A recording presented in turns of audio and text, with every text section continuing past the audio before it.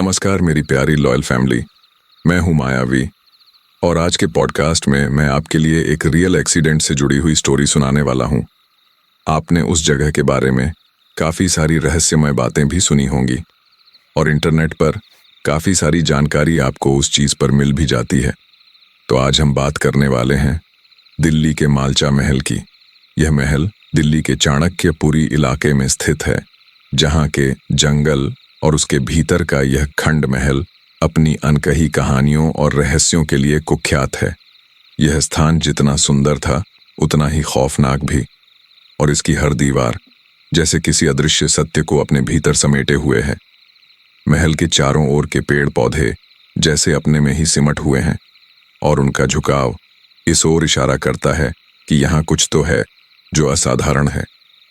रात के समय इस महल में प्रवेश करना अपने आप में एक साहसिक कार्य है, क्योंकि यहाँ की हवा में कुछ ऐसा है जो आपकी आत्मा को झकझोर दे। ये सिर्फ एक इमारत नहीं, बल्कि समय के साथ जमे हुए दुख, त्रासदी और वीरानी का प्रतीक बन चुका है। ये कभी एक शाही जीवन का गवाह रहा था, अब समय की मार और उपेक्षा के कारण एक भूतहा खंडहर में तब्दील हो चुका है। कई लोग बताते हैं कि इस जगह पर जो जाता है वह वापस नहीं लौट कर आता। काफी सारे लोग जो भूतिया चीजों को जानने में इंटरेस्टेड होते हैं, जैसे कि पैरानॉर्मल इन्वेस्टिगेटर होते हैं, वह भी वहां पर जाते रहते हैं। कई सारे ब्लॉगर्स वहां पर जाकर वीडियो बनाते हैं और भूतों को दिखाने की कोशिश करते हैं। तो आज जिस इंसान की कहानी मैं आपके लिए लेकर आया हूं, वह एक पत्रकार था, और जब मैं इस महल के बारे में रिसर्च कर रहा था तब मुझे पता चला कि एक पत्रकार वहां पर गया था और उसने उन सभी चीजों को वहां पर महसूस किया। लेकिन समस्या यह थी कि वह पत्रकार महोदय इन सभी बातों को शेयर नहीं करना चाह रहे थे। पता नहीं क्यों, शायद उनके अंदर वह डर बैठ गया हो, इस वजह से दोबारा वह उस घटना को याद ना करना चाहते हो। लेकिन फिर काफी सारी रिक्वेस्ट करने के बाद वह उस पूरी घटना को हमारे साथ शेयर करने के लिए तैयार हुए।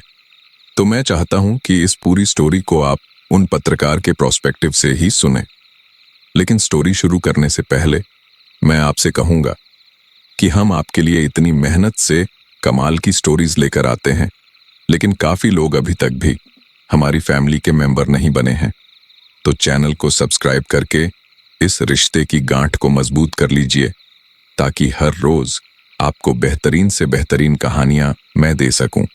और हाँ, जितने भी लोग कहानी सुन रहे हैं वह अपना प्यारा सा कमेंट जरूर करें। तो चलिए स्टोरी को शुरू करते हैं। नमस्कार साथियों, माफी चाहता हूं, मैं अपना नाम आपके साथ शेयर नहीं कर सकता, लेकिन मेरे साथ जो हादसा हुआ था मैं आपको वह पूरा शेयर करने वाला हूं। जब पहली बार मैंने उस डर को महसूस किया तो काफी समय तक तो मैंने उस डर के बारे में किसी से चर्चा ही नहीं की। काफी समय तक मैं अपने घर में गुमसुम ही रहा। लेकिन जब मुझे मौका मिला कि इस कहानी को मैं बाकी लोगों को भी सुनाऊं, तो फिर मुझे थोड़ी बहुत हिम्मत मिली कि अगर मैं कहानी को नहीं सुनाऊंगा तो फिर लोगों को उस भयावह रात का पता कैसे चलेगा, और शायद जो डर मैंने महसूस किया है, जो गलती मैंने की है, वह शायद और कोई भी ना करे। तो यह महल दिल्ली के चाणक्यपुरी इलाके में बीच जंगल में स्थित है। यह जंगल दिन के उजाले में भी इतना घना और भयावह लगता था कि इसकी गहराइयों में क्या छुपा हो सकता है, यह सोचकर ही रोंगटे खड़े हो जाते थे। जब आप इस जंगल के भीतर कदम रखते हैं तो मानो समय की परछाई आपको अपनी ओर खींच लेती है। पेड़ों की शाखाएं जैसे आपको रोकने की कोशिश करती है और पत्तों की सरसराहट आपको सावधान करती है कि आप अनजाने में ही किसी रहस्य की सीमा में प्रवेश कर रहे हैं। 2017 की ही बात है जब इस महल में रहने वाले अली रजा की मृत्यु हुई थी। उस समय हर अखबार और न्यूज़ चैनल पर इस महल और उसकी रानी के बारे में खबरें आ रही थीं। यह महल जो अब वीरान हो चुका था, अपने आप में एक रहस्य था। अली रजा की मृत्यु ने इस महल को और भी रहस्यमय बना दिया था। उस समय हर कोई इस महल के बारे में जानना चाहता था, और यही कारण था कि मैं भी वहां स्टोरी कवर करने पहुंचा था। उस समय हर अखबार और न्यूज़ चैनल पर उस महल और उसकी रानी के बारे में खबरें आ रही थीं। जब मैं वहां पहुंचा तो और भी कई अन्य पत्रकार और कई ब्लॉगर वहां मौजूद थे। हर किसी की आंखों में जिज्ञासा और एक अनकहा डर झलक रहा था। महल का वातावरण ऐसा था कि जैसे समय भी यहां ठहर गया हो और आप इस खौफनाक सच के सामने खड़े हों जिसे आप समझने की कोशिश कर रहे हों। महल में प्रवेश करने पर मैंने वहां का सामान देखा तो मैं भी काफी प्रभावित हुआ। हर एक चीज एंटिक थी। कुछ चीजें आज के जमाने की भी थीं, लेकिन अधिकतर सामान उनके पुराने समय का ही था, जैसे फर्नीचर और बर्तन इत्यादि। जैसे ही मैंने उस पुराने फर्नीचर को छुआ, उसकी लकड़ी की सख्त सतह पर समय की परतें जमा हुई महसूस हुईं। वह बर्तन जिनमें कभी शाही भोजन परोसा जाता था, अब धूल से ढके हुए थे, मानो वर्षों से किसी ने उन्हें हाथ न लगाया हो। हर वस्तु अपनी एक अलग कहानी बयां कर रही थी, जैसे वह भी इस महल के दुखद अतीत का हिस्सा रही हो। वहां पर कुछ पुलिस वाले भी थे जो हमें अंदर जाने से बार बार रोक रहे थे। जैसे जैसे मैं महल के भीतर आगे बढ़ता गया, वहां की हवा में एक अजीब सी ठंडक महसूस होने लगी। ये ठंडक सिर्फ मौसम की नहीं थी, बल्कि उस भयावहता की थी जो इस महल की दीवारों में समाई हुई थी। महल की दीवारें भी जैसे समय की मार झेलते हुए झुक गई थीं। उनकी दरारें एक अनकहे दर्द की गवाह थीं। उन दरारों से झांकता हुआ अंधेरा मानो आपकी आत्मा तक पहुंच रहा था। दीवारों पर लगे चित्रों की आंखें जैसे आपको हर कदम पर घूर रही थीं, और आप उनके अतीत को महसूस कर सकते थे जो अब बस यादें बनकर रह गया था। महल के भीतर की खामोशी बहुत भयानक थी। सिर्फ हमारे कदमों की आवाज गूंज रही थी, जो इस वीरान जगह के माहौल को और भी डरावना बना रही थी। हर कोने से एक अनजाना सन्नाटा झांकता हुआ महसूस होता था, जो दिल को दहला देने वाला था। कुछ दिनों तक वहां का माहौल ऐसे ही बना रहा। कई पत्रकार आए गए, वहां के सामानों को दिखाने की कोशिश की गई। विलायती महल किस तरह अपना जीवन जी रही थी, यह बताने की कोशिश की गई। वहां के आसपास के एरिया को दिखाने की कोशिश की गई, और जो यह सब कवर कर रहे थे, मैं भी उनमें से एक था। आपकी जानकारी के लिए बता दूं कि मालचा महल है क्या और कहां पर है। शायद कुछ लोग उस महल के बारे में जानते भी होंगे, लेकिन बहुत से लोग ऐसे भी होंगे जो इसके बारे में बिल्कुल भी जानकारी नहीं रखते होंगे। अपनी कहानी शुरू करूं उससे पहले उस महल की कुछ मुख्य जानकारी आपको देना चाहता हूं। उसके बाद मैं आपको वह बात बताऊंगा जो मुझे वहां जाकर पता चली थी। मालचा महल दिल्ली के चाणक्यपुरी इलाके में भारतीय अंतरिक्ष अनुसंधान संगठन के दिल्ली अर्थ स्टेशन के पास स्थित है। यह महल रायसीना हिल के आसपास के खूबसूरत गांवों में से एक मालछा में स्थित है, लेकिन इसकी सुंदरता और शांति के पीछे एक अतीत छुपा हुआ है जो बहुत कम लोग जानते हैं। इस महल की नींव 9वीं शताब्दी में फिरोज शाह तुगलक के शासनकाल में रखी गई थी। यह महल उस समय के शिकारगाहों में से एक था, जहां नवाब और शाही परिवार के सदस्य शिकार के दौरान आराम फरमाते थे। महल की दीवारें और इसका विशाल आंगन इस बात की गवाही देते हैं कि यह कभी कितना आलीशान और भव्य हुआ करता था। यह महल शाही ठाट बाट का प्रतीक था, जहां नवाब और उनके मेहमान शिकार से लौटने के बाद ठहरते थे। वे यहां अपनी शान और शौकत का प्रदर्शन करते थे, और इस महल में हुई शिकार पार्टियों की कहानियां आज भी समय के पन्नों में दर्ज हैं। महल का हर कोना, हर कमरा एक इतिहास की झलक देता है, जहां कभी शाही लोग अपनी योजनाओं और रहस्यमयी चर्चाओं में लीन रहते थे। इस महल की सुंदरता केवल इसकी स्थापत्य कला तक सीमित नहीं थी, बल्कि इसके चारों ओर फैला हुआ बाग बगीचा भी इसकी भव्यता का हिस्सा था। अवध के आखिरी नवाब वाजिद अली शाह को 1865 साल गुजारे। ये वही समय था जब उनका खानदान बिखर गया और उनके परिवार के लोग अलग अलग जगहों पर बिखर गए। जब 1947 में इंडिया को आज़ादी मिली, तब तक वाजिद अली शाह का खानदान इधर उधर बिखर चुका था, लेकिन कई लोग क्लेम कर रहे थे कि वह नवाब के खानदान के हैं। प्रधानमंत्री नेहरू ने नवाब के खानदान को कश्मीर में एक घर दिया, जो उन्हें थोड़ी राहत दे सका, लेकिन नवाबी ठाट बांट के आदी ये लोग इस साधारण जीवन से संतुष्ट नहीं हो सके। उनके लिए वह घर मात्र एक छाया था, लेकिन 1971 में वह घर जल गया तो राजकुमारी विलायती अपने बेटे और बेटी के साथ लखनऊ आ गई।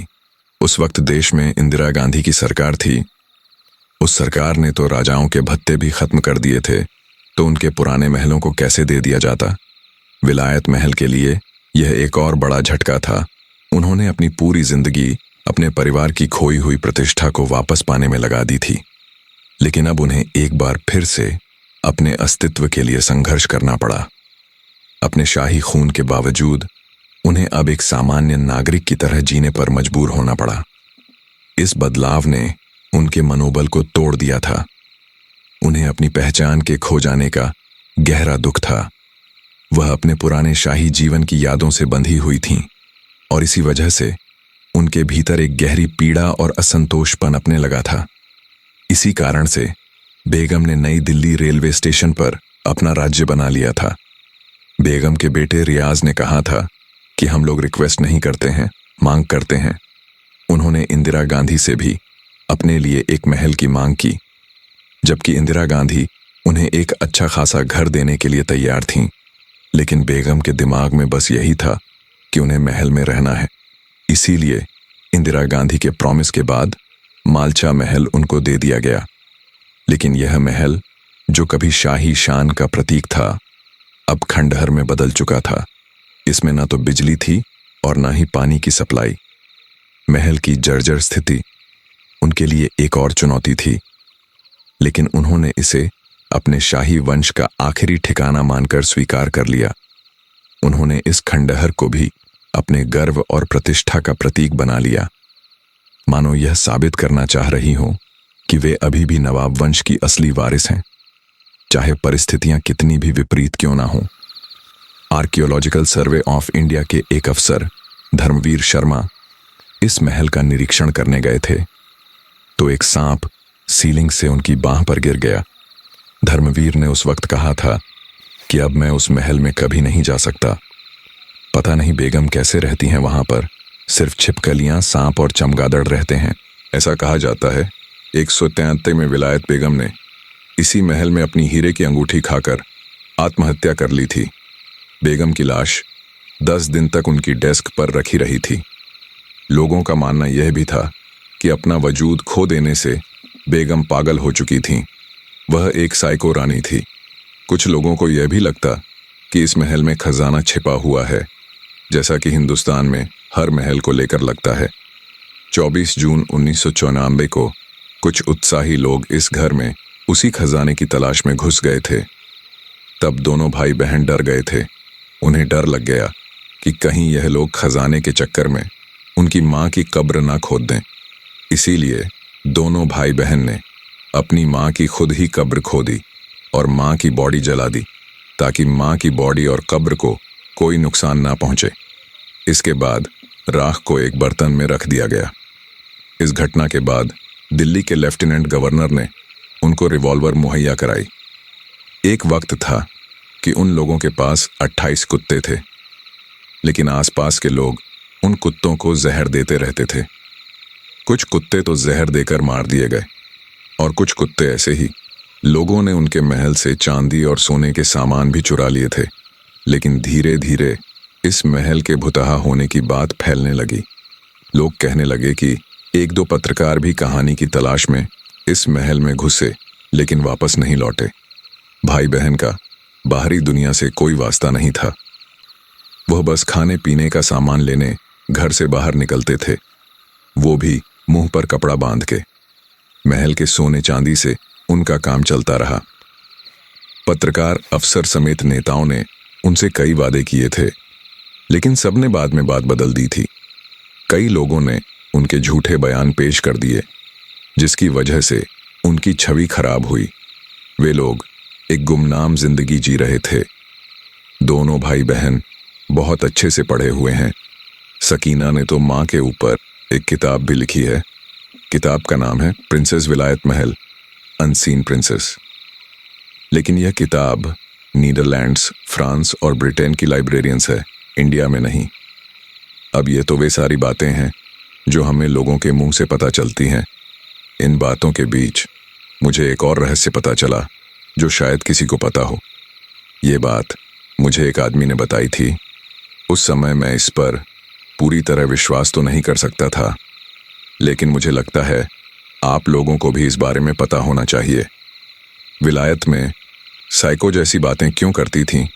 उनकी मानसिक स्थिति ऐसे क्यों हो गई थी? जब उनकी मानसिक स्थिति बिगड़ी तो उन्होंने क्या अनुभव किया? इन सब के बारे में मैं आज आपको बताने वाला हूं।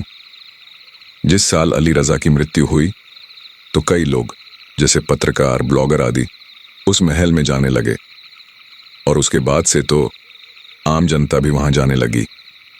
इस बीच एक बार मैं भी वहां की स्टोरी कवर करने गया था। मैं वहां शाम के वक्त पहुंचा था क्योंकि मैं चाहता था कि मेरे काम में कोई खलल ना पड़े। जब मैं वहां पहुंचा तो वहां पूरी तरह से सन्नाटा था। आसपास कोई नहीं था। वह महल देखने में डरावना भी लग रहा था। महल के अंदर का माहौल बहुत ही विचित्र और भयानक था। मैंने देखा कि कुछ सामान इधर उधर बिखरा हुआ था। यह बिखरा हुआ सामान सिर्फ पुरानी यादों का प्रतीक नहीं था, बल्कि ऐसा लग रहा था जैसे किसी अनदेखी शक्ति ने इसे इधर उधर कर दिया हो।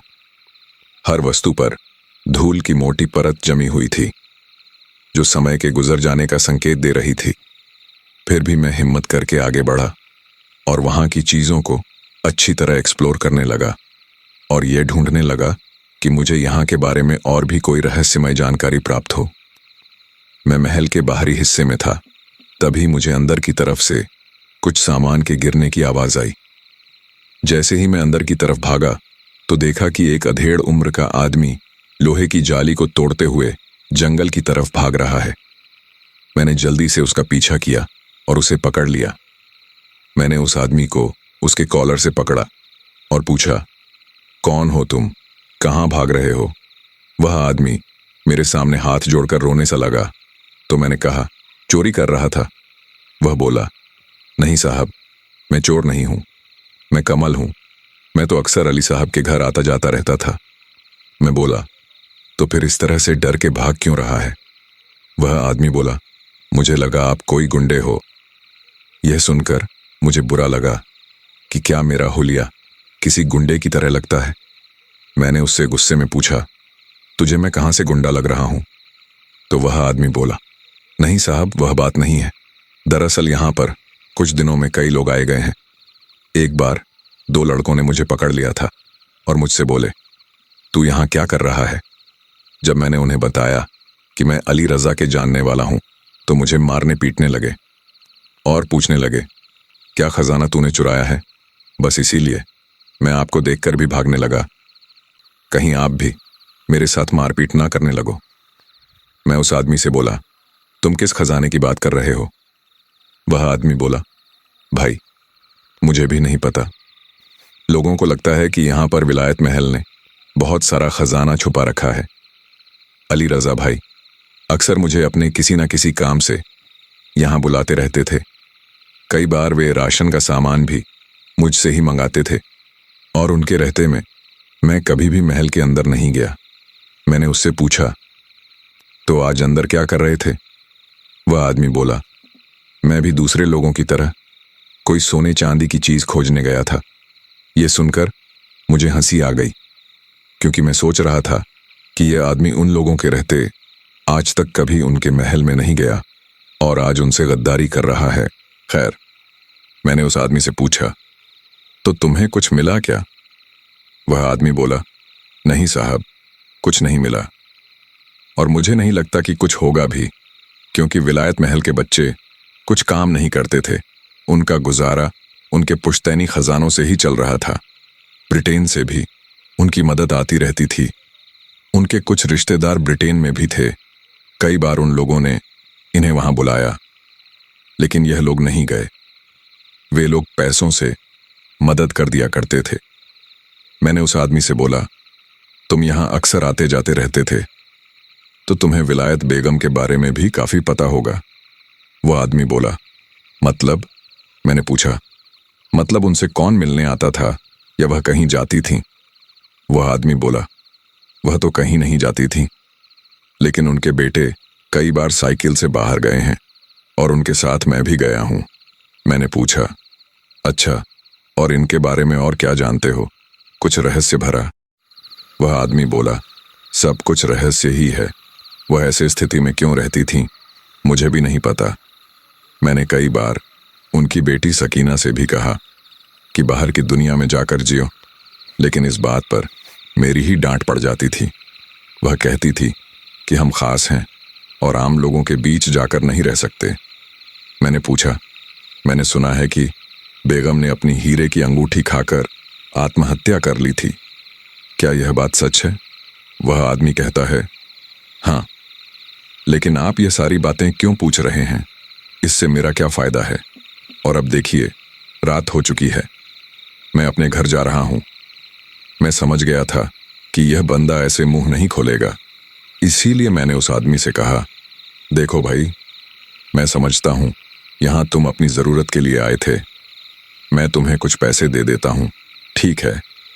और अगर तुम्हें काम की जरूरत हो तो मैं काम भी दिलवा दूंगा। लेकिन अगर तुम मुझे यहाँ के रहस्य के बारे में बताओगे तो हम दोनों के लिए ही फायदेमंद रहेगा। इस बात पर कमल हामी भर देता है। फिर मैंने अपनी डायरी निकाल ली और कुछ मेन पॉइंट्स उसमें लिखने लगा। कमल ने मुझे बताया, साहब, विलायती महल तो यहाँ काफ़ी समय से रह रही थी, लेकिन मुझे उस वक्त यहाँ बुलाया गया जब उन्हें अपने महल में चारों तरफ लोहे के जाल लगवाने थे, जैसे जाली होती है ना, ठीक वैसे ही, क्योंकि आसपास जंगल ही जंगल था और अक्सर जंगली जानवरों का महल में घुसने का डर रहता था। उस वक्त मैं काम सीख रहा था और अपने उस्ताद के साथ काम करने आता था। मेरे साथ एक और लड़का भी काम सीख रहा था। बेगम ने कभी भी हमें महल के अंदर नहीं आने दिया, लेकिन बस तब जब खिड़कियों और दरवाज़ों का काम होना था। बेगम बड़े ही अजीब स्वभाव की थी। बेगम विलायत महल और उनके परिवार की मालचा महल में रहन सहन की कहानी बहुत ही त्रासदपूर्ण है। वे ब्रिटिश शासनकाल के दौरान अपने वंश की संपत्तियों के लिए कानूनी लड़ाई लड़ रही थीं। लंबे समय तक न्याय नहीं मिलने पर आखिरकार भारत सरकार ने उन्हें मालचा महल में रहने की अनुमति दी, लेकिन यह महल रहने लायक नहीं था। यह एक खंडहर था जिसमें कोई भी सुविधा नहीं थी। हमें भी उन्हें इस हाल में देखकर हैरत होती थी कि कोई कैसे इस खंडहर में रह सकता है। मुझे आज भी अच्छे से याद है, एक दिन जब मैं यहाँ काम कर रहा था तो वह रो रो कर अपने बेटे को बता रही थी कि उन्हें रात से डर लग रहा है। मैंने कमल से पूछा, रात से डर? लेकिन क्यों? वह बोला, बताता हूँ साहब। बेगम जी की बेटी सकीना एक डायरी लिखती थी। उसमें वह अपने दिन के बिताए हुए हर लम्हे को लिखती थी। उनकी माँ उनसे क्या कहती थी या उनके भाई के साथ उनका दिन कैसा रहा, उन्होंने आज क्या खाया, क्या खेला, सब कुछ। वह शायद यह सब इसीलिए लिखती होंगी ताकि आने वाले कल में लोगों को उनके जीवन जीने के बारे में पता चल सके। मैंने उससे पूछा, तुम्हें कैसे पता कि सकीना कोई डायरी लिखती थी? वह बोला, अरे साहब, जब सकीना जी की मौत हो गई थी ना, तब मैंने वह डायरी चुरा ली थी, ये सोचकर कि शायद इसमें खजाने के बारे में लिखा होगा। ऐसा कहते हुए कमल हिचकिचा रहा था। लेकिन क्या करें, इंसानी फितरत है। मैंने उससे आगे पूछा, क्या लिखा था उस डायरी में? वह बोला, वह उसके रोजमर्रा की बातें लिखती थी। जब मैंने खजाने के चक्कर में वह डायरी पढ़ी तो कुछ और ही लिखा हुआ था, कुछ बहुत खौफनाक। मैं अचंभे से पूछा, क्या क्या खौफनाक? वह बोला, विलायत बेगम को सब काम समय पर ही अच्छे लगते थे, खाना पीना सोना, लेकिन जब से वह इस महल में आई थी सब कुछ बदल गया था। जरूरत का सामान तो मिलता था, लेकिन वैसा नहीं जैसा वह चाहती थी। मैंने कई बार विलायत बेगम को अकेले में किसी से बात करते हुए सुना था। मैंने अपनी आंखों से देखा था कि उनके सामने कोई खड़ा नहीं है, लेकिन फिर भी वह किसी से बात कर रही हैं।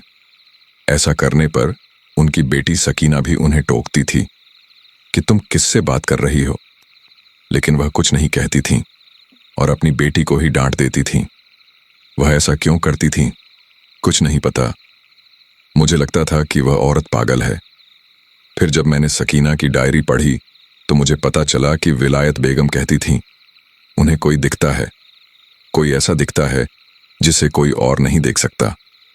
उस डायरी में सकीना ने लिखा था कि उसकी मां ने उन्हें बताया। एक रात वह सो रही थी तो अचानक उन्हें किसी ने आवाज दी और बेगम उठकर बैठ गई। महल में अंधेरा था, केवल एक लालटेन ही जल रही थी। बेगम ने उस लालटेन की रोशनी को तेज किया तो पाया कि महल की दीवारें धीरे धीरे कम होती जा रही हैं। कम से मतलब महल धीरे धीरे सिकुड़ रहा है और बेगम महल में दब जा रही है। जैसे जैसे महल की दीवारें पास आती जा रही थीं, महल की दीवारों से खून बहता जा रहा था। शुरुआत में खून धीरे बह रहा था, फिर धीरे धीरे उसका बहाव बढ़ गया और बहाव इतना बढ़ गया कि विलायत बेगम उसमें डूबने लगीं। जब वह चिल्लाकर अपने सपने से उठीं तो उनके बेटा और बेटी दोनों डर चुके थे। सकीना ने अपनी मां से पूछा था, मां क्या हुआ, आप चिल्लाई क्यों? तो बेगम ने अपना वह सपना बताया। इस पर सकीना और अली रजा काफी घबरा गए, क्योंकि उस समय उनकी उम्र इतनी भी नहीं थी कि वह भरे जंगल में, इस खंडहर महल में यह सब सुनने के बाद अपने आप को संभाल पाते। अगले दिन मैंने खुद विलायत बेगम को कच्चा मटन खाते हुए देखा था। वह अपने बच्चों को भी उसे खाने के लिए कह रही थी, जिस पर सकीना और अली रजा दोनों ही मना कर रहे थे। यह सब मुझे काफी अजीब लग रहा था। मैं बेगम को देखे जा रहा था, जिस पर उन्होंने मुझे डांट दिया और कहा कि मैं अपना काम करूं। मैं चुपचाप अपना काम करता जा रहा था। उनकी हालत देखकर मुझे भी डर लगता था, इसलिए मैं अपना काम जल्द से जल्द खत्म करना चाहता था। एक बार विलायत बेगम जंगल में खड़ी किसी पेड़ से बात कर रही थी और मैं घर लौट रहा था। उन्हें इस तरह किसी पेड़ से बात करता देख मैं रुका और उनसे बोला, मैडम जी, आप किससे बात कर रही हैं? बेगम साहिबा मेरी तरफ आईं और उन्होंने मुझे कसकर एक थप्पड़ जड़ा। मेरा गाल वहीं सन्न रह गया। मैं समझ ही नहीं पाया कि उन्होंने मुझे क्यों मारा। मैं उनको देखता रह गया और वह बोली, बेवकूफ, तुझे दिखता नहीं है कि मैं कुछ जरूरी बात कर रही हूं? मैंने उनके आसपास देखा, मुझे कोई नजर नहीं आया। मैं चुपचाप वहां से चला गया। पहले तो मुझे लगा कि मैडम पागल है, लेकिन बाद में मुझे एहसास हुआ कि वहां उन तीनों के अलावा और भी कोई रहता है। मैंने कमल से पूछा, उन तीनों के अलावा और कौन रह सकता है? वो बोला, मुझे नहीं पता, मैंने आज तक नहीं देखा। एक शाम जब मुझे घर लौटते समय देर हो गई थी, तब मैंने महल की छत पर किसी को चलते हुए देखा था, जबकि बेगम और उनके दोनों बच्चे मेरे सामने महल के आगे ही खड़े थे। और विलायत बेगम इतनी पागल भी नहीं हो सकती। मुझे लगता है उन्हें कोई अदृश्य शक्ति या कोई भूत प्रेत दिखाई देता था, जिससे वह बातें करती थीं। कमल ने आगे बताया, 19 में वह बहुत परेशान रहने लगी थीं। एक बार वह जंगलों के बीच बेहोश पड़ी मिली थीं। तब तक मेरा जाली लगाने का काम खत्म हो चुका था, लेकिन अली रजा साहब मुझे अपने काम से अक्सर महल बुलाया करते थे और मैं भी उन्हें ज़रूरत का सामान देने चला जाया करता था। अली रजा साहब जब भी मुझसे मिलने आते थे तो एक साइकिल पर आते थे और मैं ही उनके साथ बाजार जाता था। बेगम को हमेशा इस बात का दुख रहता था कि उनकी किसी राजा महाराजा के घर आने की तरह पूछ नहीं हो रही है। वह हमेशा इसी गम में रहती थीं और अपने आप से बातें करती रहती थीं। एक सुबह जब मैं अली रजा साहब को न्यूज़पेपर देने आया तो देखा कि विलायत मैडम मेज पर लेटी हुई हैं और उनके पास से बहुत तेज बदबू आ रही थी। उनके बदन को कपड़े से ढका हुआ था। मैंने अली रजा से पूछा कि मैडम को क्या हुआ। पहले तो वे दोनों भाई बहन कुछ नहीं बोले, फिर कहा कि अब उनकी मां नहीं रही। ये सुनकर मुझे धक्का लगा। मैं उनकी वह हालत देखकर हैरान था कि आखिर उनके मरने के बाद उन्हें इस तरह से मेज पर क्यों लिटा रखा है। मैंने उनसे कहा कि इन्हें इस तरह क्यों लिटा रखा है, लेकिन वे कुछ नहीं बोले।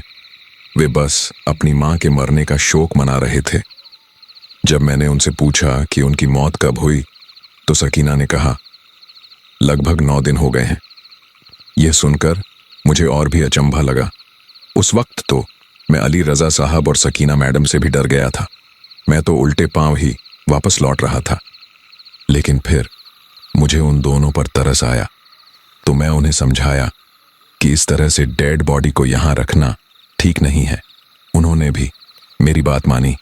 फिर कुछ लोगों की देखरेख में हमने विलायत बेगम की डेड बॉडी को वहीं पास में दफना दिया। तब तक मुझे यह नहीं पता था कि बेगम की मौत कैसे हुई है। बस इतना पता था कि उन्होंने खुदकुशी कर ली। लेकिन कुछ दिन बाद अली रजा ने बताया कि बेगम ने अपनी हीरे की अंगूठी ही खाई थी।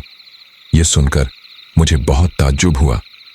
विलायत बेगम अपनी गुमनाम जिंदगी से बहुत परेशान हो चुकी थीं। उन्हें उल्टे सीधे ख्वाब आते थे और वह अपनी इस गुमनाम जिंदगी को और नहीं जीना चाहती थीं। कुछ दिनों बाद मैंने सकीना को भी ठीक उसी तरह बात करते हुए देखा जैसे कि उनकी मां विलायत बेगम करती थीं। मैंने अली रजा साहब से इस बारे में बात की तो उन्होंने मेरी बात पर कोई रिएक्शन ही नहीं दिया। मैंने भी ज्यादा कहना जरूरी नहीं समझा। मुझे क्या मतलब था, जो मुझे मेरे काम के बदले थोड़े बहुत पैसे दे देते थे और मुझे यही चाहिए था।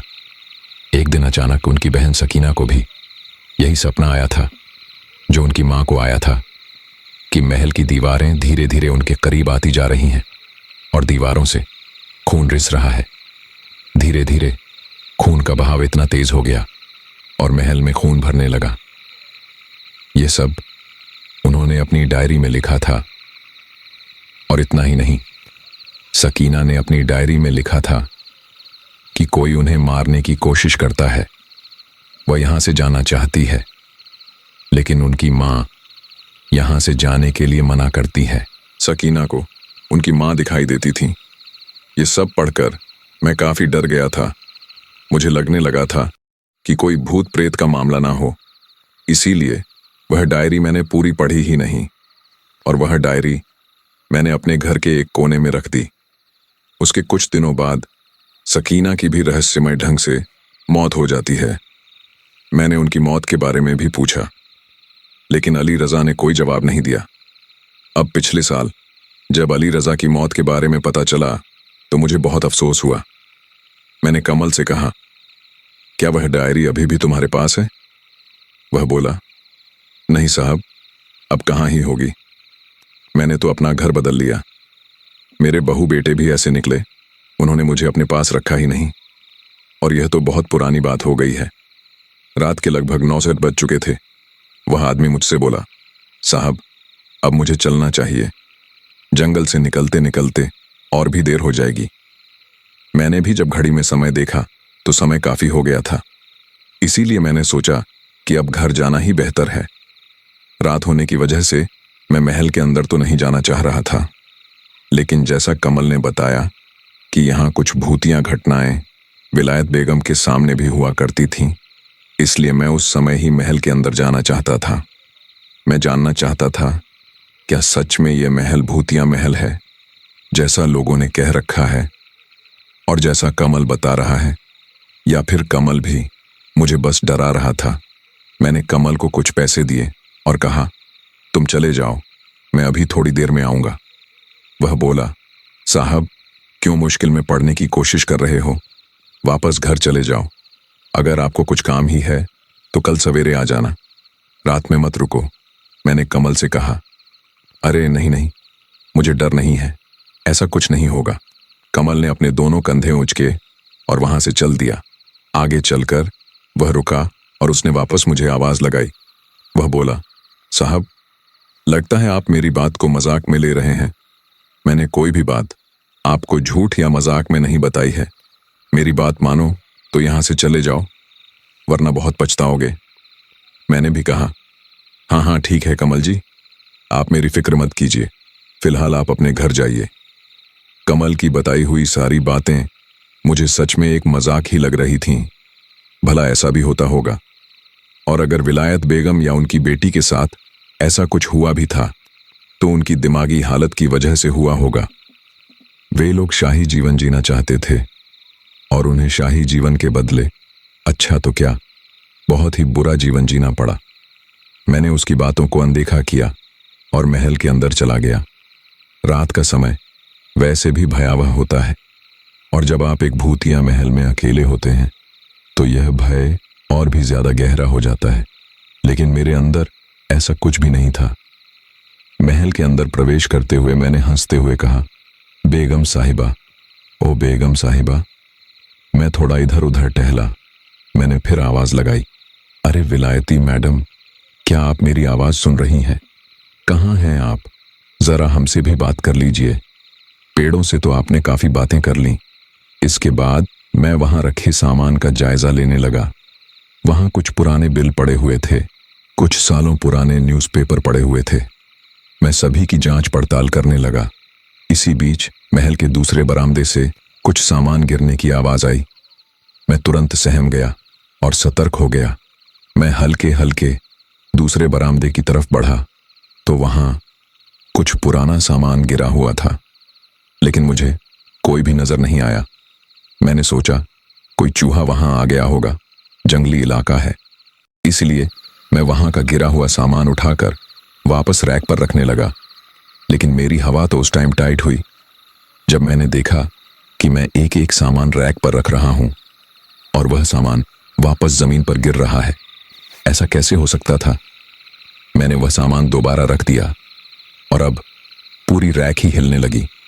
मैं वहां से 2-3 कदम पीछे हटा और वह रैक तुरंत सारे सामान के साथ नीचे गिर गई। मैं वहां से पीछे वापस मुड़ा, तभी मुझे काली बिल्ली नजर आई जो मेरा रास्ता काटती हुई निकली। उसे देखकर मुझे थोड़ी घबराहट हुई, क्योंकि मैंने सुना था कि काली बिल्ली रास्ता काट जाए तो कुछ अशुभ होता है। लेकिन मैं इन सब बातों में विश्वास नहीं करता था। इसीलिए मैं अपने दिल को समझाता हुआ वापस बाहर की तरफ आने लगा। लेकिन यह क्या? कमल जी का बताया हुआ वह सपना जो विलायत बेगम और सकीना को आया था, धीरे धीरे महल की दीवारें सिकुड़ती जा रही थीं और मेरे करीब आती जा रही थीं। मैंने देखा दीवारों से सच में खून निकल रहा है और वह खून जमीन पर भरता जा रहा है। मैं तुरंत वहां से भागा, लेकिन मुंह के बल गिर पड़ा, क्योंकि जमीन पर खून ही खून था। मैं ठीक से चल नहीं पा रहा था। मैंने आराम आराम से निकलने की कोशिश की। जैसे ही मैं महल से बाहर निकला तो मेरे ऊपर महल के छज्जे से सांपों का एक बहुत बड़ा झुंड गिरा। उसे देखकर मेरी चीख निकल गई और मैं पीछे की तरफ कूद गया। मेरी कमर में चोट लग गई, लेकिन मैं रुका नहीं। मैं जंगल की तरफ भागा, लेकिन वहां मुझे एक औरत दिखाई दी जो कि पेड़ से बातें कर रही थी और हंस रही थी। मेरे दिमाग में एकदम कमल की सारी कहानी घूमने लगी और मैं सोचने लगा कि मैंने कमल की बात मानकर बहुत बड़ी गलती कर दी है। वह महल घने जंगलों के बीच था। उस जंगल से तरह तरह की आवाज आने लगी। वह महल न लगकर एक खंडहर लग रहा था, पुराना, जर्जर, चारों ओर अंधेरा और खौफनाक सन्नाटा था। मैं पूरी तरह से घबरा गया। पेड़ों की छाया अजीब आकृतियों में बदलती जा रही थी। मुझे लग रहा था कि यह महल और यह जंगल मुझे जीवित नहीं छोड़ेंगे। जैसे ही मैंने महल के ऊपर की तरफ देखा, मुझे कोई खड़ा हुआ दिखाई दिया। वह कोई आदमी था, लेकिन उसका चेहरा धुंधला और अस्पष्ट था। उसकी आंखों में क्रूरता की झलक थी और उसके होठों पर एक क्रूर मुस्कान। उस समय मैं पूरी तरह से भयभीत हो चुका था। जंगलों से आ रही सियार की आवाज माहौल को और डरावना बना रही थी। जैसे ही मैंने अपने चारों ओर देखा, मैं हर जगह वही औरत देख रहा था जो पेड़ से बातें कर रही थी। वह हर बार अलग अलग जगहों पर दिखाई दे रही थी, जैसे वह मुझे अपने पास बुला रही हो। उसकी यह उपस्थिति मेरे लिए असहनीय हो गई थी और मुझे लगा कि मैं किसी भी क्षण बेहोश हो जाऊंगा। मैं अपनी जगह पर ऐसे का ऐसे ही खड़ा रहा। उस समय आसमान काले बादलों से घिर गया। चांद क्या, तारे भी नजर नहीं आ रहे थे। मैंने अपना फोन निकालना चाहा, लेकिन मेरा फोन स्विच ऑफ हो चुका था। मुझे समझ नहीं आया कि यह कैसे हुआ, क्योंकि मुझे यहाँ आए हुए ज़्यादा वक्त नहीं हुआ था और मैं अपना फ़ोन फुल चार्ज करके लाया था, क्योंकि मुझे फ़ोटोज़ और वीडियो भी बनानी थी। ये सब अनहोनी से कम नहीं था। मैंने अपने फ़ोन को कई बार ऑन करने की कोशिश की, लेकिन वह ऑन नहीं हुआ।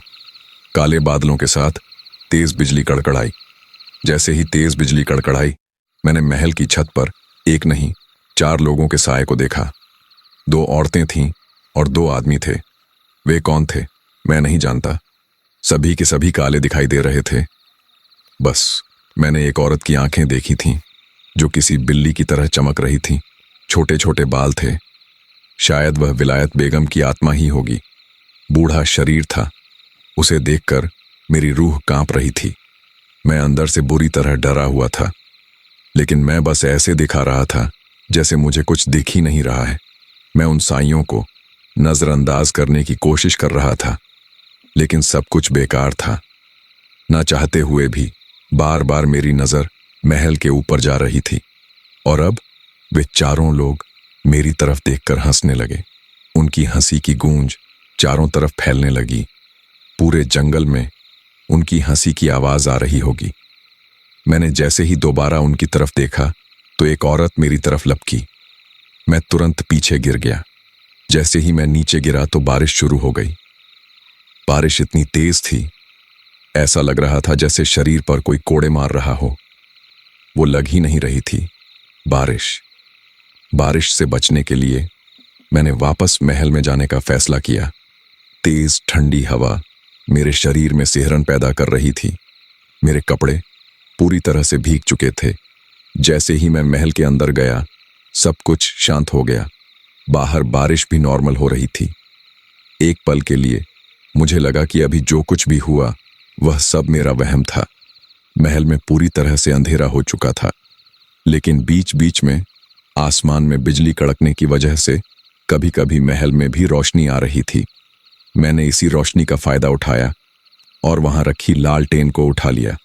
लालटेन तो उठा ली थी, लेकिन मेरे पास आग नहीं थी। मैंने महल में पड़े पत्थरों से ही आग जलाई और उस लालटेन को जलाने की कोशिश की। अंत में मैं सफल भी रहा और लालटेन जला ली। उस आग को देखकर मुझ में काफी साहस आ रहा था। जब मैंने देखा कि बारिश सामान्य रूप से हो रही है, तो मैंने वापस घर जाने का फैसला किया। लेकिन जैसे ही मैं महल से बाहर निकला, बारिश फिर से तेज हो गई। तेज बिजली कड़कड़ाने लगी। एक पल के लिए तो मुझे डर लगा कि कहीं मेरे ऊपर ही बिजली न गिर जाए। मैं उल्टे पांव वापस महल में आ गया, और जैसे ही मैंने लालटेन को उठाया तो मैं अपना शरीर देखकर घबरा गया, क्योंकि मेरा शरीर खून में भीगा हुआ था। मैं बुरी तरह चीखा। मेरी चीख सुनकर चमगादड़ निकल कर आ गईं और वे उस महल में इधर से उधर भागने लगी। मैं चमगादड़ को देखकर बुरी तरह घबरा गया। मैंने लालटेन की रोशनी को कम कर दिया था ताकि वह चमगादड़ अपना रास्ता बनाकर वहां से चली जाए, और अपना मुंह नीचे करके मैं ऐसे ही बैठ गया। अब मेरी आंखों से आंसू निकलना शुरू हो गए थे। मेरा साहस अब जवाब देने लगा था। मैं अपने घर वापस जाना चाहता था। मैंने अपने मन में ठान लिया था कि मैं अब कभी भी ऐसी जगह पर नहीं जाऊंगा जहां पर कोई भी किदवई हो। वहां एक चीज और भी अजीब थी। जब कभी बारिश होती है तो आपने सुना होगा, बारिश एक आवाज के साथ होती है, और अगर तेज बारिश हो तो तेज आवाज होती है। लेकिन वह बारिश पता नहीं कैसी थी। उसमें कोई आवाज नहीं थी। बिल्कुल शांत बारिश थी। बहुत ही अजीब बारिश थी। जब बारिश की बूंदें शरीर पर पड़ रही थीं, तो ऐसा लग रहा था कोई कंकर या पत्थर मार रहा हो। मुझे नहीं पता कि वह बारिश थी या कुछ और। महल के अंदर बैठे हुए लग ही नहीं रहा था कि बाहर बारिश हो रही है। माहौल बिल्कुल शांत था। जब मैंने पाया कि मैं बाहर जाने में असमर्थ हूं, तो मैंने चीखना चिल्लाना शुरू कर दिया कि शायद आसपास कोई हो और वह मेरी आवाज सुनकर मेरी मदद के लिए आ सके। लेकिन मैं गलत था। मैं काफी देर तक चिल्लाता रहा। किसी ने मेरी आवाज नहीं सुनी। हार कर मैं चुप हो गया, और कुछ देर बाद ही मुझे ऐसी आवाज आई जैसे कोई कुछ खा रहा हो। पहले वह आवाज धीमी थी, फिर धीरे धीरे तेज होने लगी। मैं ना चाहते हुए भी उस आवाज की ओर बढ़े चला जा रहा था। मैंने एक बरामदे से दूसरे बरामदे में कदम रखा तो देखा वहां पर एक औरत खून लगा हुआ कुछ खा रही है। जैसे ही मेरी नजर जमीन पर पड़ी तो मुझे उल्टी आने लगी, क्योंकि वहां अधकटा कुत्ता पड़ा हुआ था। ये समझते हुए मुझे देर नहीं लगी कि वह औरत और कुछ नहीं बल्कि कुत्ता खा रही है। मैं उल्टे पांव दूसरी तरफ भागा। दूसरी तरफ जाने पर मैंने देखा कि एक काले कपड़े पहने आदमी, जिसका चेहरा उसके बालों से ढका हुआ है, वह मेरी तरफ तलवार लेकर खड़ा है। मेरा साहस अब जवाब दे रहा था। फिर भी मैं जल्दी से उस आदमी को धक्का देते हुए भागा और बाहर चला गया। बाहर अभी भी बारिश हो रही थी। मैं बारिश में भीगते हुए भागता रहा। बारिश मेरे बदन पर ऐसे लग रही थी जैसे कोई कंकर या पत्थर मार रहा है। जब मुझसे सहा नहीं गया तो मैं एक घने पेड़ के नीचे खड़ा हो गया। मैं वापस महल में नहीं जाना चाहता था। चारों तरफ घने पेड़ दिखाई दे रहे थे, जबकि ये पेड़ मुझे दिन में नहीं दिख रहे थे। वहां कुछ देर मुझे सुकून रहा, लेकिन अगले ही पल उस पेड़ से भी मेरे ऊपर बारिश आने लगी थी। तभी मुझे एक करकरी हंसी सुनाई दी। वो हंसी की आवाज ठीक मेरे ऊपर से ही आ रही थी। जैसे ही मैंने ऊपर देखा, एक बार फिर मेरी चीख निकल पड़ी, क्योंकि ऊपर वही औरत बैठी हुई थी और उसके मुंह से खून निकल रहा था। मैं धीरे धीरे अपने कदम पीछे कर रहा था। पेड़ पर लटकी उस औरत के पैर धीरे धीरे मेरी तरफ लंबे होते जा रहे थे। मैं शायद कुछ और देर वहां रुकता तो वह मुझे मार ही देती। मैं वहां से भागा, लेकिन अब जमीन पर चलना भी मुश्किल हो रहा था, क्योंकि बारिश की वजह से जमीन दलदली हो गई थी। जगह जगह कीचड़ थी जिसमें मेरे पैर धंस रहे थे। फिर भी मैं चले जा रहा था। जहां तेज चल सकता था वहां तेज चल रहा था। जहां कदम नहीं पड़ रहे थे वहां थोड़ा धीमे चल रहा था। अचानक मेरा पैर एक ऐसे गड्ढे में गया जहां से निकलना मुश्किल हो रहा था। मैंने अपने आप को बड़ी मुश्किल से निकाला। मुझे आसपास की मिट्टी खोदनी पड़ी, तब जाकर मेरा पैर निकला। लेकिन वह नजारा और भी खौफनाक था जब मैंने देखा कि गड्ढे में कंकाल पड़ा हुआ है। मुझे नहीं पता वह कंकाल किसका था। मैं अब बस उस जंगल से निकलना चाहता था। मेरे मन में अब और बुरे बुरे विचार आ रहे थे। मुझे नहीं पता कि वह मेरा वहम था या सच था, लेकिन मैं जिधर देखता मुझे वह औरत दिखाई दे रही थी। वह औरत मुझे देखकर बार बार हंस रही थी और कभी गुस्से से घूर रही थी। ऐसा लग रहा था जैसे वह बेगम की ही आत्मा है और मेरे यहां आने पर वह नाखुश हो। मैं जंगल में इधर उधर भटकता रहा और वापस उस महल की तरफ पहुंच गया। लेकिन मैं उस महल के अंदर नहीं जाना चाहता था, इसीलिए मैंने हिम्मत नहीं हारी और एक बार फिर वापस जंगल में जाने लगा। अब मैंने अपने इष्ट देवता को याद करना शुरू कर दिया था, क्योंकि मैं इन सब से परेशान हो गया था और मैं समझ गया था कि मैं इन सब से बाहर इतनी आसानी से नहीं निकल सकता। मैंने अपने मन ही मन में अपने इष्ट देवता को याद किया और इस मुश्किल से निकलने की प्रार्थना की। मैं बारिश में भीगता रहा और भगवान को याद करता रहा। कुछ ही देर में मौसम शांत हो गया। अब हल्की हल्की बूंदाबांदी हो रही थी। धीरे धीरे दिन निकलने लगा था। मैं जंगल से बाहर निकल रहा था, लेकिन मुझे सही रास्ता नहीं मिल रहा था। मैं नहीं जानता कि मैं वह रास्ता कैसे भूल गया, जबकि मैं वहां एक दो बार और भी जा चुका था। मैं अपने इष्ट देव को याद करता हुआ आगे बढ़ रहा था। अब उजाला काफी हो चुका था, लेकिन हैरत की बात तब थी जब मैंने देखा कि जमीन तो पूरी तरह से सूखी हुई है। ना कोई दलदली जमीन है, ना ही पेड़ों का कोई पत्ता गीला है। मैं यह देखकर काफी हैरान था। सुबह की रोशनी में महल की दरारें और छत की टूटी हुई टाइल्स साफ दिखाई दे रही थीं, जैसे कि वे रात भर की कहानी को चुपचाप सुन रही हों।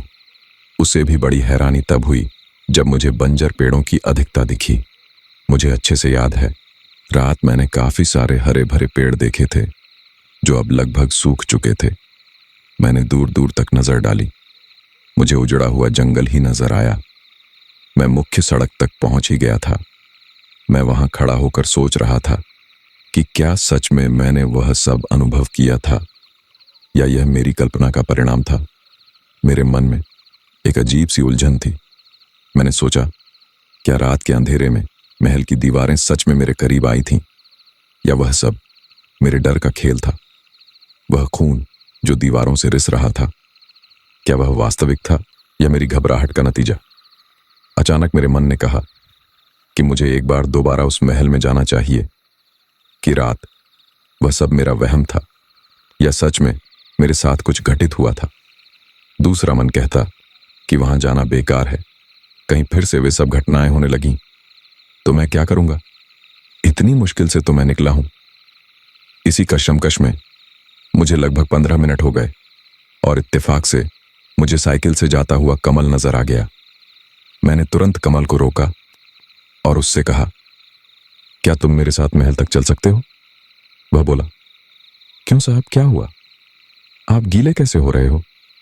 और आप अभी तक यहीं हो, घर नहीं गए थे? मैंने कहा, नहीं, मुझे इस महल में दोबारा जाना है। क्या तुम मेरे साथ चल सकते हो? वह कुछ देर यूं ही सोचता रहा। फिर मैंने उससे कहा कि ठीक है, तुम्हें मैं थोड़े पैसे दे दूंगा, अब तो चलो। मैं कमल को इसलिए साथ लेकर जा रहा था क्योंकि अब अकेले हिम्मत नहीं थी कि उस महल में जाऊं। मैं उन सब बातों से डर रहा था जो मेरे साथ कल हुई थीं। पैसे देने की बात पर कमल ने मेरे साथ जाने के लिए हामी भर दी। जैसे जैसे मैं वापस जंगल की तरफ बढ़ रहा था और उस महल की ओर बढ़ रहा था, सब कुछ बिल्कुल नॉर्मल था, बिल्कुल वैसा ही जैसे कल शाम के समय था। मुझे यकीन नहीं हो रहा था कि कल तेज बारिश ने पूरे जंगल को, पूरी जमीन को भिगो दिया था और आज सब कुछ सूखा कैसे है। अंत में मैं और कमल उस महल तक पहुंचे तो वहां सब कुछ बिल्कुल वैसा था जैसे एक दिन पहले था। मैंने कमल से अंदर चलने के लिए कहा तो वह मेरे पीछे पीछे आया। वह रैक जो कल अपने आप गिर गई थी और मुझे डरावना एहसास दे रही थी, वह रैक अपने आप अपनी जगह पर खड़ी थी और उस पर सामान भी ठीक वैसे ही रखा हुआ था जैसे पहले था। मेरे चेहरे पर डर साफ दिख रहा था। मेरा चेहरा देखकर कमल बोला, क्या हुआ साहब, आप परेशान लग रहे हो? आप कल यहाँ रुके थे या चले गए थे? मैंने कमल से कहा, हाँ, मैं तो चला गया था। मेरे अंदर हिम्मत नहीं थी कि मैं कमल को सच बताऊं। मैंने आधे घंटे रुककर उस महल का अच्छी तरह निरीक्षण किया। मैं बार बार कोशिश कर रहा था कि मुझे वह औरत फिर से दिखाई दे या बाकी लोगों में से कोई भी दिखाई दे तो मैं कमल से पूछूं कि यह कौन है। लेकिन अफसोस, मुझे कोई नजर नहीं आ रहा था। ऐसा लग रहा था जैसे कल यहाँ कुछ हुआ ही ना हो, वह सब कुछ मेरा सपना हो। लेकिन मेरे कपड़े गीले थे, मैं नहीं मान सकता था कि वह मेरा सपना है। मैं जब वापस आया तो मैंने कमल को कुछ पैसे दे दिए। कमल ने मुझे आखिरी बार पूछा, साहब, क्या आप सच में उसे में नहीं रुके थे? मैंने कहा, नहीं। कमल ने कहा, ठीक है, अगर रुक भी गए थे तो अब उन लोगों को दूसरा मौका मत देना। वह कल की ही रात थी जब विलायत महल ने आत्महत्या की थी। उसकी यह बात मुझे बहुत रहस्यमय लगी। मैंने उससे अब और कुछ पूछना जरूरी नहीं समझा। मुझे लगा कल जो कुछ भी मेरे साथ हुआ शायद इसी वजह से हुआ होगा, क्योंकि कल बेगम की मौत हुई थी। मैं इन सब बात को यही खत्म कर देना चाहता था। वह मेरा पहला ऐसा अनुभव था जब मैं यह कह सकता था कि हाँ, दहशत होती है, भूत होते हैं। कुछ दहशत तो हमें हमारी कल्पना ही बना देती है, जो कि सच्ची घटनाओं से प्रेरित होती है। मैं आज भी जब भूत प्रेत की बात करता हूं तो मुझे वह घटना याद आती है। ऐसा नहीं है कि आज उस महल में लोग नहीं जाते हैं। आज तो गवर्नमेंट ने उस पर अपना अधिकार बना लिया है। लोग आज भी वहां ब्लॉगिंग करने जाते हैं और पहले भी जाते थे। लोग ये दिखाने के लिए भी वहां जाते हैं कि यहां भूत है या नहीं, और उन्हें कुछ नहीं मिलता। लेकिन भाई, एक बात बताओ, जब आप फुल तैयारी के साथ वहां जाओगे, 3-4 कैमरा लेकर, लाइट लेकर, लोगों का ग्रुप लेकर जाओगे, तो आपके साथ क्या घटित होगा? तो आपको कोई कैसे नजर आएगा? मेरी मानो तो आप एक रात अकेले तो वहां रुको, लेकिन मैं किसी को यह सलाह नहीं दूंगा। शायद वह मेरे दिमाग का वहम हो, लेकिन फिर भी मैं नहीं कहूंगा कि आप में से कोई भी उस मालछा महल में एक रात भी अकेले जाए। यह भूत प्रेत आपको ऐसे ही अपना एहसास नहीं दिला सकते। इन्हें मैंने एहसास किया है, और मैंने एक चीज का अनुभव और किया कि हम इनसे जितना डरते हैं, यह उतना ही हमारे ऊपर हावी होती हैं। वापस लौटने के बाद मैंने कुछ दिन तक तो किसी से कोई बात ही नहीं की, और ना मैं किसी से मिला। मेरे दिमाग में हर वक्त बस वह महल और उस रात की बातें घूमती रहती थीं। कुछ दिन मैं सबसे दूर रहा था। मेरे परिवार वाले भी कह रहे थे कि तुझे क्या हो गया है, लेकिन मैंने इन सब चीजों पर काबू पाया और अपने आप को पागल होने से बचा लिया। मैं निश्चित ही कह सकता हूं कि अगर मेरे जैसा हादसा किसी के साथ भी हुआ है, तो शायद आज उसकी मानसिक स्थिति ठीक नहीं होगी, क्योंकि मैं भी इस कगार पर था। यह तो मेरे भगवान का मुझ पर करम है कि मैं सही सलामत हूं। मेरी कुछ बातें शायद लोगों को झूठ लग सकती हैं, लेकिन यह तो वही जानता है जिसके साथ होता है। मेरी एक बात हमेशा याद रखना, कोई भी शक्ति आपको अपना एहसास अपनी मर्जी के हिसाब से कराती है, ना कि आपकी मर्जी के हिसाब से। बहुत से लोग आज भी खेल मस्ती करने के लिए वहां चले जाते हैं। उनमें से कुछ गायब हो चुके हैं। मैंने कई लोगों से सुना है कि वहां लोग गए हैं और वापस नहीं आए हैं। मेरी एक बात हमेशा याद रखना, कोई भी बात अफवाह तब बनती है जब उसमें थोड़ी बहुत भी सच्चाई होती है। तो साथियों, हमारी आज की यह स्टोरी यहीं पर कंप्लीट होती है, और एक बहुत बड़ा रहस्य मैंने आपके सामने लाने की कोशिश की है। और पत्रकार महोदय ने जो अपने साथ घटना घटी है उसे हमारे साथ शेयर किया है, ताकि लोगों को भी पता चल सके कि ऐसी चीजें होती हैं। कुछ लोग इन चीजों को अफवाह मानते हैं, मजाक मानते हैं या अंधविश्वास मानते हैं, लेकिन जिसके साथ यह घटनाएं घटित होती हैं वही जानता है कि यह चीजें कितनी वास्तविक होती हैं। और शायद जब तक आपके परिवार में आपके लोगों के साथ यह घटना घटित नहीं होगी, तब तक शायद आप इन पर यकीन भी ना करें। तो ये आपकी चॉइस है कि आप इस पर यकीन करें या ना करें। तो साथियों, मुझे यकीन है कि आपको स्टोरी काफी पसंद आई होगी।